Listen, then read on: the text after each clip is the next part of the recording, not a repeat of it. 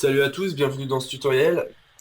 Donc le tuto il est accessible à n'importe qui, même à des débutants. Je vous conseille juste d'avoir suivi une petite initiation à Maya, donc pour que vous ayez pris en main l'interface et que vous connaissiez les raccourcis de base. Dans un premier temps, on va définir notre projet, donc on va aller dans File, Project, New. On va mettre le nom de notre projet, Lapin Crétin. L'adresse à laquelle est enregistré le projet, on va la laisser par défaut et on va cliquer sur Use Default pour que Maya crée les dossiers par défaut. Accepter. On va aller voir dans l'explorateur Windows que le dossier a bien été créé. Project, Lapin Crétin, il a bien été créé. Donc vous trouverez sous le tuto le gabarit de notre Lapin Crétin, donc ces deux images-là. Et nous, on va aller les mettre dans le dossier Lapin Crétin source image pour pouvoir les mettre en fond de Maya. Donc voilà. On va mettre les images donc en passant sur la vue de face. On va aller dans View, Image Spline, Import Image. On va sélectionner la vue de face. Puis on va aller sur la vue de droite. Dans View, Image Spline, Import Image. Et on va sélectionner notre vue de profil. On repasse en mode perspective et on va regarder que nos gabarits soient bien mis, ce qui n'est pas du tout le cas.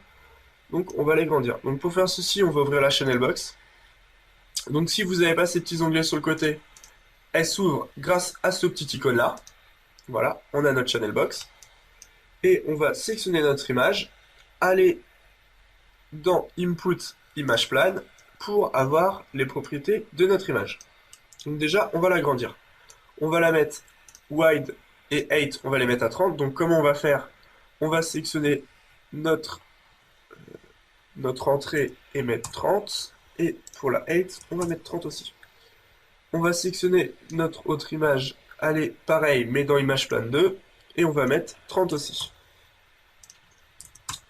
Donc ce qu'on aurait pu faire, c'est, en gardant bien l'image sélectionnée, aller dans Image Plan, et en fait, si vous gardez le clic gauche sélectionné et que vous descendez, Maya va sélectionner vos deux entrées là, et en mettant 35 par exemple, les deux entrées se mettent à 35. Voilà. Donc moi je vais mettre 30 pour avoir mes deux entrées à 30. On va ensuite adapter en hauteur notre lapin. Donc pour faire ceci, on va aller sur les centers et on va les déplacer.